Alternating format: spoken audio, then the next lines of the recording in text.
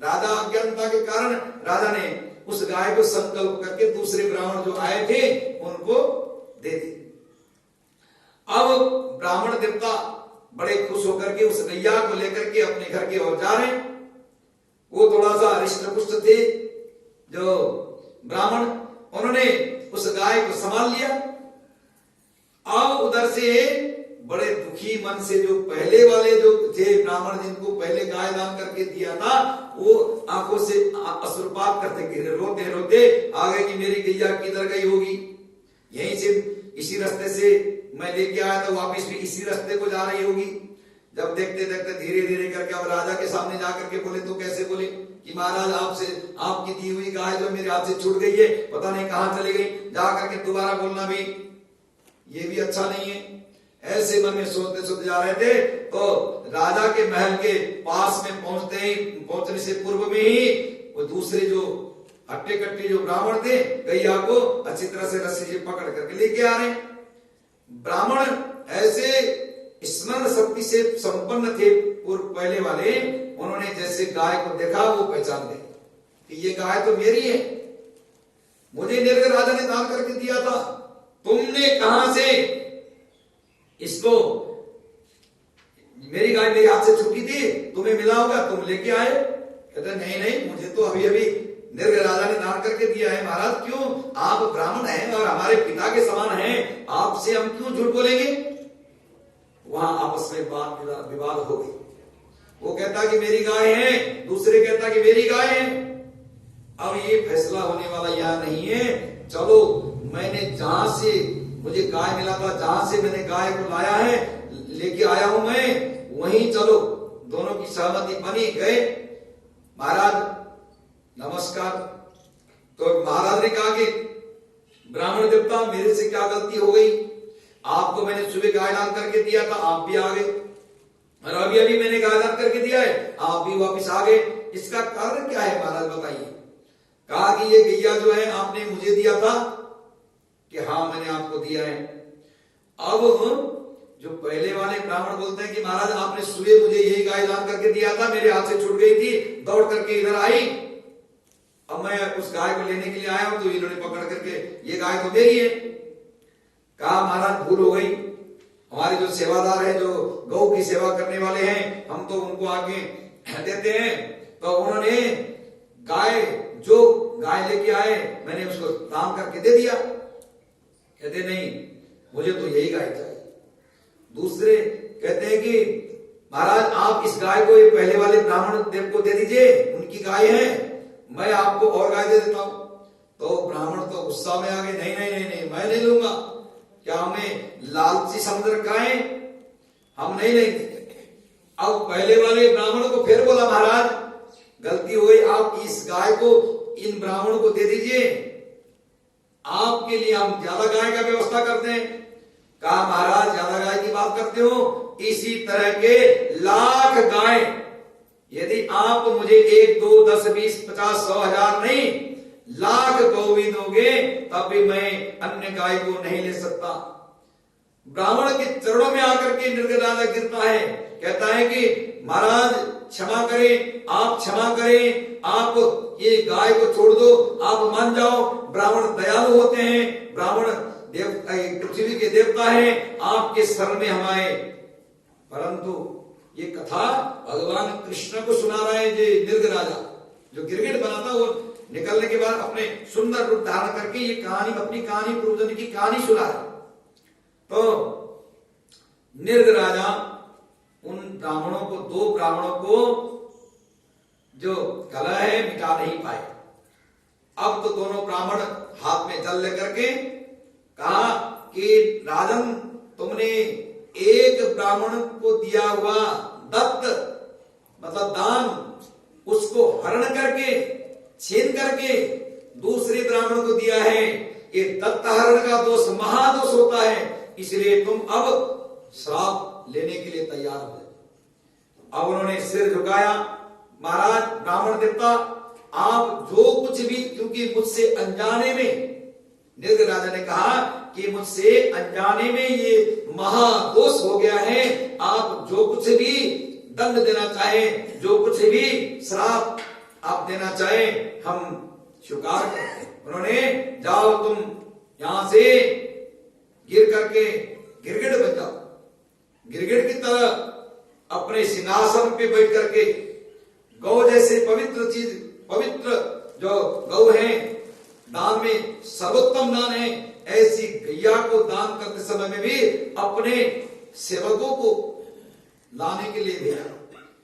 तुम अपने आप जाते, गौशाला तक जाते, ब्राह्मणों को वहीं से दान करके देते, और कोई गाय देने के बाद में घर तक, ब्राह्मण के घर तक पहुंचाने का व्यवस्था करते। ये सब तुमने नहीं किया, इसलिए तुम्हें अपराध लगा है, तुम जाकर के गिरगिट बन जाओ। और जैसे श्राप दिया, अब गिरगिट पूरा धीरे धीरे करके शरीर जो है गिरगिट बनने लगा।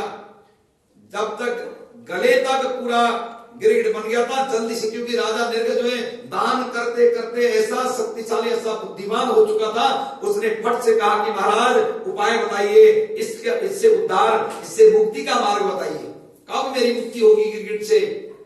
इतना ही बोला था, एकदम पूरा गिरगिट। तो कान में आवाज आई कि जब भगवान श्री कृष्ण द्वापर युग में कृष्ण के रूप में आएंगे, उस समय भगवान कृष्ण के स्पर्श से तुम्हारी सदगति होगी, उद्धार तुम्हारा होगा। ऐसे उन्होंने आशीर्वाद दिया, ब्राह्मणों ने आशीर्वाद दिया। तो उस फल स्वरूप प्रभु मैं आज यहां आपके द्वारा कल्याणित होकर के, आपके द्वारा उद्धार होकर के मैं अपने आप को धन्य समझता हूं। तो इस प्रकार से भगवान को प्रणाम किया, भगवान ने तथास्तु कर दी। उसके बाद में जाकर के भगवान श्री कृष्ण गए। श्री कृष्ण जी वहां जाकर के प्रतिदिन ब्राह्मणों को, अच्छे अच्छे ब्राह्मणों को बुलाते।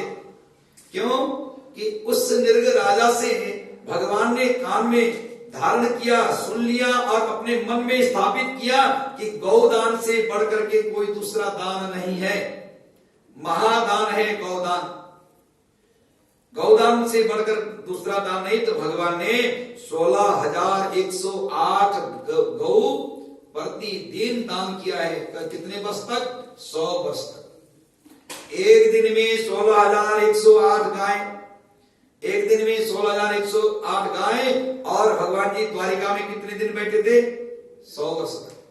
भगवान ने पूरी शासक 100 वर्ष तक भगवान राजा बनकर बैठे। तो भगवान ने कई गौदान किया है। यहाँ भागवत में लिखा है कि भगवान ने बहुत सारे गौदान किया है, और दूसरे जो सुख सागर है उसमें तो विस्तार से लिखा है कि 16,100 से अधिक गौदान भगवान ने प्रतिदिन किया है। प्रतिदिन पूजन के बाद में गौदान किया करते थे। अब आगे जब भगवान जी इस तरह से अपने दिनचर्या को बिता रहे थे, बलराम जी के मन में एक भाव आया कि ब्रज में गया हुआ बहुत दिन बीत गया, मैं बहुत दिन से अपने ब्रज में, अपने वृंदावन आदि में, मथुरा वृंदावन में नहीं गया, अब मथुरा वृंदावन में जाता हूं। ऐसे सोच करके बलराम जी मथुरा की यात्रा को गए। मथुरा में जाकर के देखे तो जो छोटी छोटी गोपियां थी अब तो एकदम बुढ़िया हो गई हैं, क्योंकि जो रास रचाए थे भगवान के साथ, और बलराम जी भी साथ साथ में खेलते थे। किसी के कुछ नाम रखा हुआ था, किसी के कुछ और नाम रखा था, वे सब तो बुढ़िया।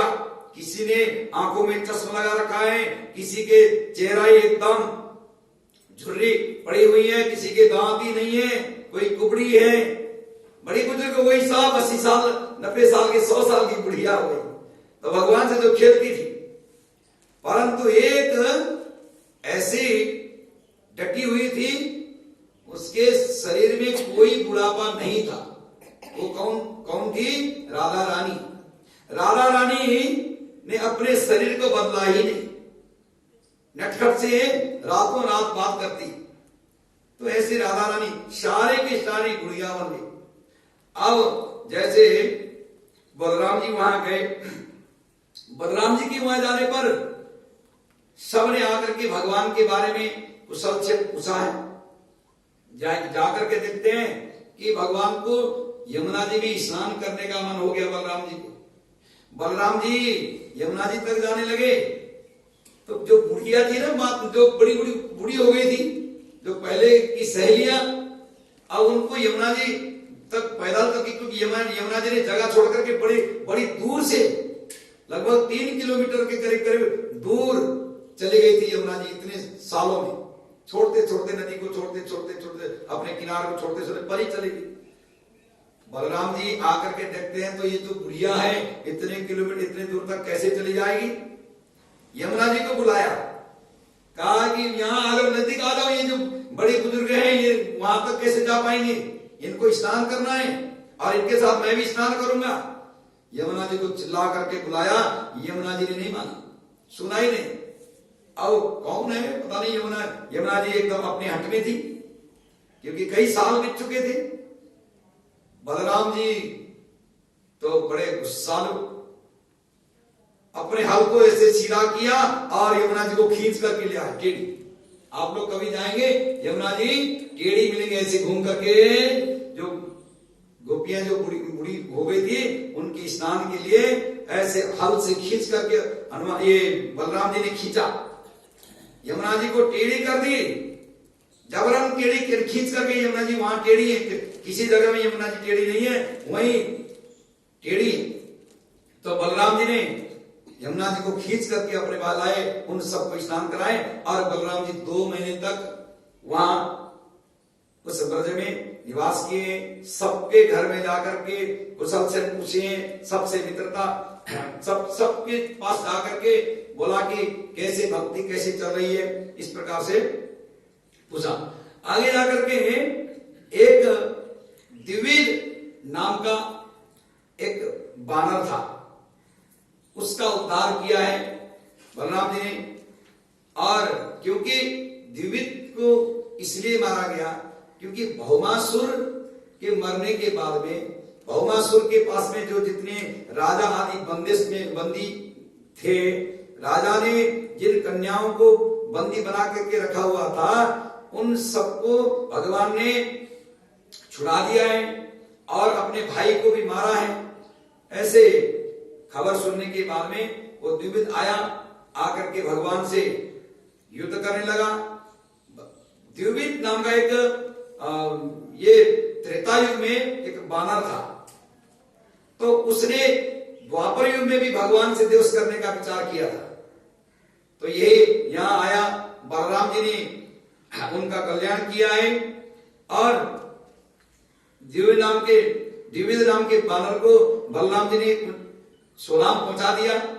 आगे अब बलराम जी के पुत्र का नाम था सांब। सांब जो है भगवान श्री कृष्ण का ही पुत्र, ये जाम्बवती का पुत्र। ये जाम्बवती जो थी भालू की पुत्री, उनके द्वारा जो पुत्र पैदा हुआ था इनका नाम था सांब। तो सांब ने लक्ष्मण के साथ में विवाह किया है और विवाह करते समय में जो आकर के कौरव के यहाँ आकर के विवाह किया, कौरव के यहाँ विवाह करने के लिए आए तो कौरवों ने बहुत सारे उनको धन आदि दिया है, बहुत सारा धन दिया है इन्होंने। यहाँ तो ये बताया कि सुवर्ण के भार आदि से लेकर के, क्योंकि दुर्योधन की कन्या ये बताते हैं कि उसके साथ में इनका विवाह हुआ है। अब नारद जी भगवान के दिनचर्या को देख रहे, क्योंकि भगवान जी ने जहां जहां भगवान लीला करते हैं वहां वहां नारद जी पहुंच जाते हैं। नारद जी को ये मालूम पड़ा कि भगवान ने अनेक रूप धारण करके उन 16,108 रानियों को कभी भी रिक्त नहीं किया है, निराश नहीं किया है, हर बात को भगवान ने पूरा किया है। तो ये समझने के सुनने के बाद में नारद एकदम उत्सुक हो गए कि मैं कब पहुंचू द्वारिका में, द्वारिकाधीश से मिलने के लिए कब जाऊं। अब द्वारिका में नारद जी गए।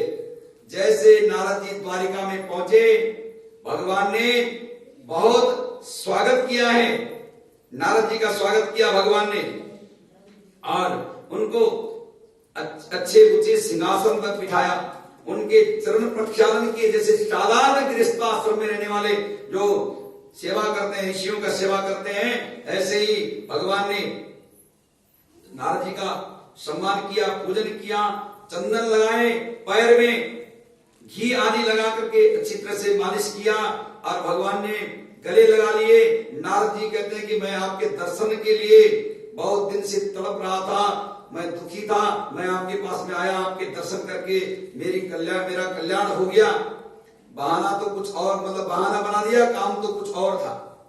अब ठाकुर जी के लिए धीरे धीरे करके वो देखते हैं कि भगवान क्या करते हैं।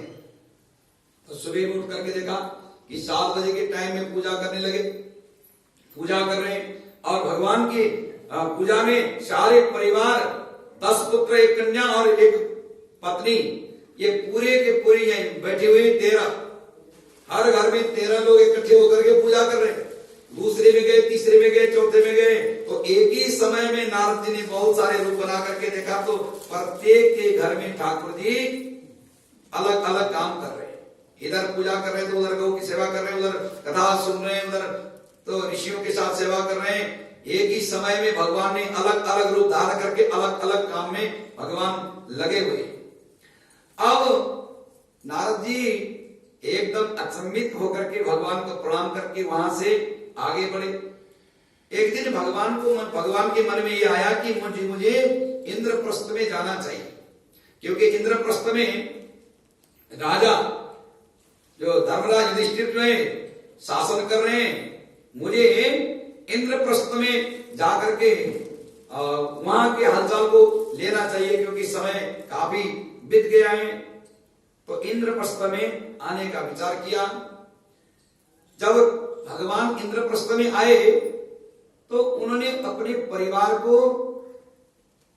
परिवार से कहा कि मैं इंद्रप्रस्थ पहुंच करके मैं वापस आऊंगा। आप लोग यदि तीर्थ यात्रा करने के लिए जाना चाहो या फिर घूम करके जहां हम लोग पहले घूम चुके हैं, यदि आना चाहो तो आप लोग भी आ सकते हो परिवार के साथ में। तो ऐसे करके भगवान जी इंद्रप्रस्थ को आए। यहाँ आकर के कुछ दिन इंद्रप्रस्थ में रहने के बाद में फिर अपने यहां चले गए। तो इंद्रप्रस्थ में आने का कारण क्या था? इंद्रप्रस्थ में भगवान का एक काम बचा हुआ था। क्या था? जरासंध को मारना था। जरासंध अभी जीवित था, भगवान से शत्रुता करता था और दूसरे को उकसाता था, क्योंकि जरासंध ये चाहता था कि एक बार मैंने कृष्ण को हरा दिया या फिर मेरे यहां से रण छोड़ करके भाग गया था, अब मैं उसके साथ युद्ध नहीं करूंगा, ये मन में उसके था।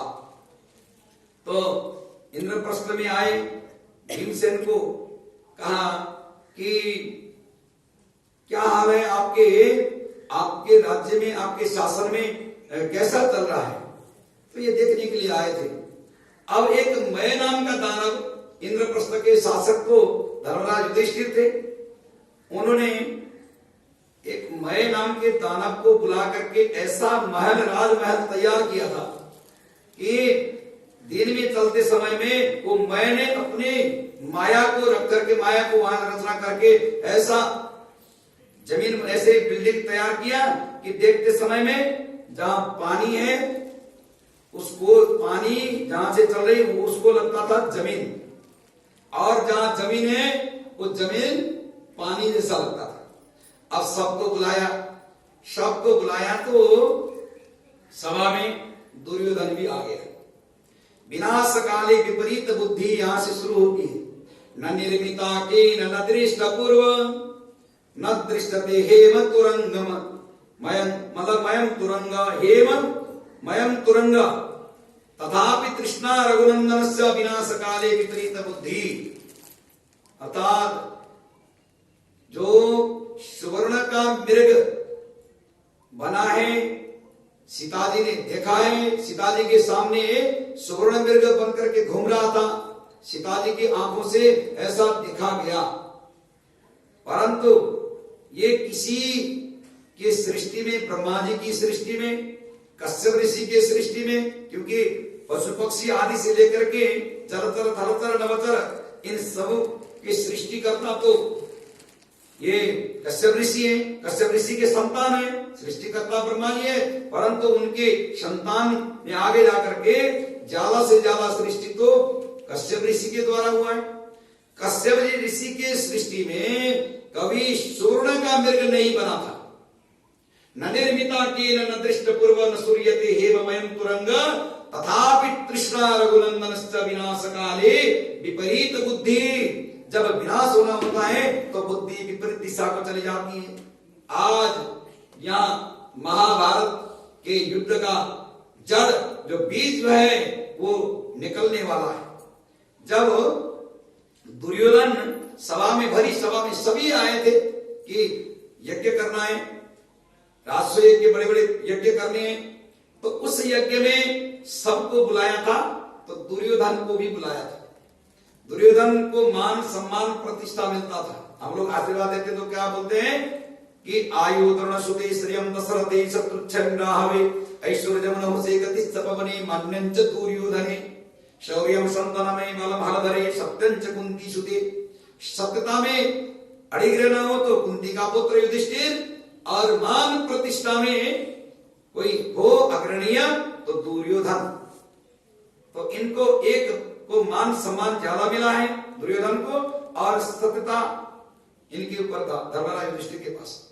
अब सभी आए, उनके साथ साथ में धोती पहन करके ये दुर्योधन आया था। उस सभा में धोती पहन करके आया। दुर्योधन के आंखों में जो मय नाम का जो दानव है उसने ऐसी माया खेर दी, ऐसी माया कर दी कि उसको जहां पानी है वहां जमीन लगा, सीधे चलने लगा, और जहां जमीन है वहां पानी समझ करके धोती को एक हाथ से ऊपर करके छलांग लगा लगा करके चल रहा है। अब कोई हंसा नहीं था। द्रौपदी देखिए यहां से विनाश और युद्ध प्रारंभ होता है। द्रौपदी हंस गई, कहा देखो कैसे चलता है, अंधा का बेटा अंधा, अंधे का बेटा अंधा ही जैसे चल रहा है। इतना बोला था दुर्योधन के अंदर में, मन में जाकर के लगा कि उस समय में दुर्योधन के साथ साथ में कौन था, दुशासन भी था। दुशासन भी उस सभा में आया था। दुशासन को अच्छा नहीं लगा। दुशासन ने उसी समय में कहा कि तुझे मैं अपने जंगा में रख करके ऐसे जो अभी हंस रही है रुदन, इतना रुदन दूंगा कि जो उसने अपने मन में ऐसे बुरे बुरे संकल्प लिए, और दुर्योधन गुस्सा में बैठ गया।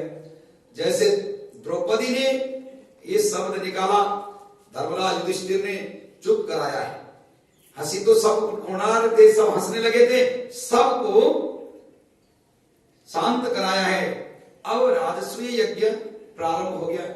उस राजस्वीय यज्ञ में भगवान श्री कृष्ण को भी निमंत्रण दिया गया था। यहाँ इंद्रप्रस्थ में जरूरी था आना, तो भगवान आए और राजस्वीय यज्ञ हो गया।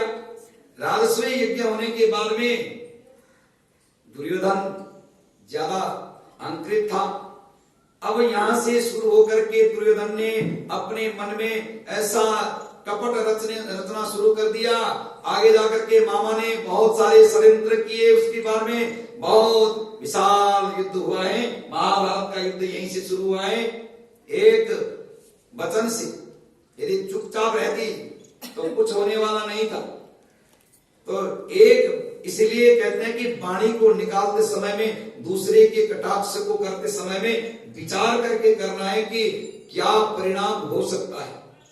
आज छोटे बात, छोटी चीज में हमने निकाल दी वाणी, और आगे जाकर के कितना बड़ा बम बन करके पूरे परिवार को समाप्त कर देता है, पूरे कुल को समाप्त कर देता है। इसलिए बोलते समय में विचार करके बोलना चाहिए। अब महाभारत युद्ध हो गया। 99 जो दुर्योधन के भाई धृतराष्ट्र के पुत्र आदि समाप्त हो गए, एक ही बचा था, एक ही बचा। उसके मन में ये आपने पहले प्रथम स्कंद में इस कथा को आप सुन चुके हैं। तो दुर्योधन बचा था। भगवान श्री कृष्ण विचार करने लगे कि अब मुझे अपने गोलोक धाम में जाने के लिए ज्यादा समय बाकी नहीं है, कुछ ही वर्ष 10, 15, 20 वर्ष बचे हैं। अब मैंने बहुत सारे काम करना बाकी है, तो इस जरासंध का भी तो कल्याण होना चाहिए, जिसने एक बार दो बार नहीं लाखों बार मेरे लिए मेरा नाम उच्चारण किया। एक बार नाम उच्चारण करने से भी भगवान कल्याण करते हैं। तो जरासंध ने तो 18 बार युद्ध किया है। कितने बार नाम लिया होगा शत्रु का? उसका तो उद्धार होना ही है, कल्याण होना ही है। उसके लिए भी भगवान ख्याल रख रहे हैं। यज्ञ हो गया, यज्ञ में सब विचार करने लगे कि पहले यज्ञ में पूजा तो होगी, पूजा किसका किया जाए? पूजा पहली प्रथम अग्रणीय पूजा किसकी होनी चाहिए? तो धर्मराज कहते हैं कि वासुदेव पूजनीय हैं, और उनमें से जो पांडवों के सबसे छोटे भाई आदि थे, उन्होंने भी कहा कि वासुदेव ही अग्रणीय पूज्य हैं, पहले पूज्य यही हो सकते हैं। परंतु वाद विवाद हुआ, वहां शिशुपाल आदि से लेकर के बहुत सारे पौंड्रक आदि से मतलब सबको बुलाया गया था, सबको वहां निमंत्रण दिया गया था। तो किसी ने विरोध नहीं किया था। भगवान श्री कृष्ण अग्रणीय पूज्य हो, भगवान को पहले पूजा करें, तो इसमें किसी अन्य ने विरोध नहीं किया। परंतु शिशुपाल जो है वो बार बार कहता कि इस ग्वाले ने क्या नहीं किया है, बहुत कुछ इसने किया है, अब इसको क्यों पूजा करने चाहते हो? अब बार बार उल्टा सीधा बोलते गया। इधर भीम जी को भगवान ने अंदर ही अंदर बड़ाई कर दी कि जाओ जाकर के जरासंध का कल्याण करो, तुम ही कर सकते हो जरासंध का कल्याण, क्योंकि तुम्हारे हाथ ही इसकी मृत्यु लिखी है। जरासंध के पास गए, रूप बदल करके गए थे, रूप बदल करके गए। जरासंध पहचानने से मना करके मैं नहीं पहचानता तुमको। तो भगवान ने कहा कि मैं तो तुम्हारे से पहले युद्ध कर चुका हूं, मेरा नाम तो तुम्ही ने रण छोड़ रखा हुआ है। मतलब तुम्हारे से हार करके मैं भाग गया था, द्वारिकापुरी में चला गया था, मैं वही द्वारिकाधीश हूं। अच्छा, एक बार मुझसे हारने के बाद में हरे हुए ऐसे डरपोक से मैं युद्ध नहीं करता, तुम तो अलग हो जाओ। अब अर्जुन को देखा, अर्जुन को देखने के बाद में कहता कि ये मेरे से युद्ध करने योग्य नहीं है। यदि मेरे से मल्ल युद्ध कर सकता है, कोई गदा युद्ध कर सकता है, तो ये भीम जो है हट्टा कट्टा है, ये भीम मुझसे युद्ध कर सकता है। अब युद्ध हो गई, बार बार लड़ाई करते हैं, बहुत मारते हैं, तो भीम भी उसी प्रकार प्रहार करता है, जरासंध भी प्रहार करते हैं। बहुत समय बीत गया है, अब ठाकुर जी के पास इतना समय भी नहीं। बार बार दिखा रहे हैं कि ऐसे करके जो पत्ता जो है उसको ला करके तोड़ करके ऐसे दिखाते हैं कि ऐसे करके फेंको, तोड़ करके इसको। जरा नाम की बुढ़िया, मैंने आपको कथा सुनाया था पहले, जरा नाम की बुढ़िया ने उसको जोड़ दिया था बाल्य काल में, इसलिए उसका नाम जरासंध पड़ा था। जैसे जुड़ा था वैसे ही उसको अलग कर देने से मरेगा। तो भगवान ने पहले तो बताया नहीं, जब इशारा किया, बहुत देर युद्ध करने के बाद में भी सब बराबर, कोई एक नंबर भी आगे पीछे नहीं, सब बराबर। तो भगवान ने इशारा कर दिया कि ऐसे करके फेंको। फाड़ तो दिया पकड़ करके, फिर आकर के जुड़ जाता, फिर दोबारा इशारा किया बहुत देर युद्ध करने के बाद, फिर फेंक दिया। तो भगवान ने बाद में कहा कि ऐसे फाड़ करके दोनों तरफ ऐसे फेंक दो, दोनों तरफ फेंकने की लगा दी, चीर करके पैर में, एक पैर से दबाया, हाथों से उठाया, उसको फाड़ दिया जरासंध को, और दोनों तरफ फेंक दिया। अब वो जोड़े दिए, मर गया। जरासंध का कल्याण हो गया। अब शिशुपाल जो है विरोध करने लगा, इधर भगवान जी को इंद्रप्रस्थ में दोबारा वापिस आए भीम को लेकर के। यहां आकर के सब सहमत हो गए थे कि ठाकुर जी को पहले ही पूजा होना चाहिए। अग्रणीय पूजा जो है इस यज्ञ में भगवान कृष्ण ही है अग्रणीय पूजा के अधिकारी। सब सहमत हो गए, ये नहीं हुआ तो उसने गाली देना प्रारंभ कर दिया।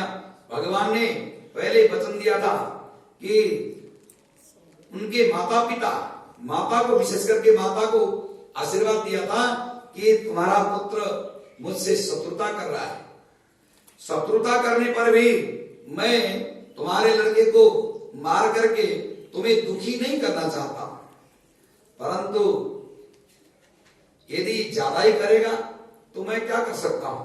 यदि उसकी मृत्यु मेरे हाथों लिखी है तो मैं टाल नहीं सकता। मैं जानबूझ करके ऐसा काम नहीं करूंगा।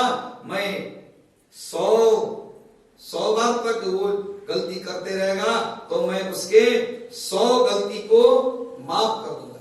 तो उसने गाली देते रहा।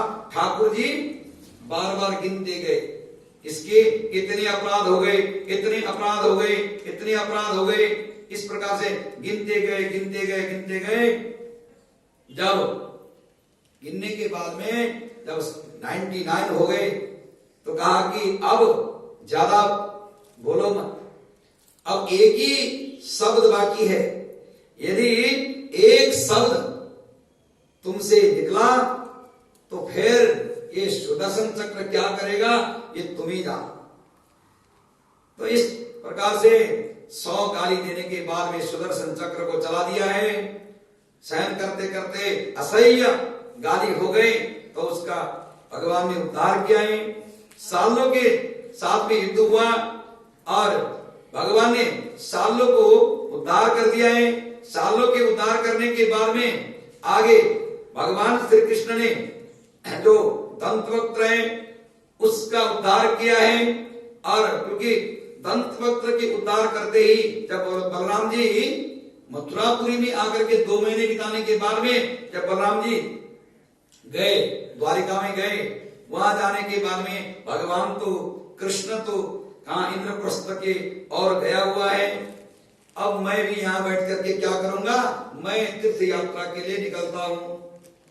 अब बलराम जी अपने हल को लेकर के तीर्थ यात्रा करने के लिए निकल पड़े। अनेक तीर्थों में, अनेक जगह में गए। पूरे भारतवर्ष में जितने भी बड़े बड़े तीर्थ हैं, काशी गोदावरी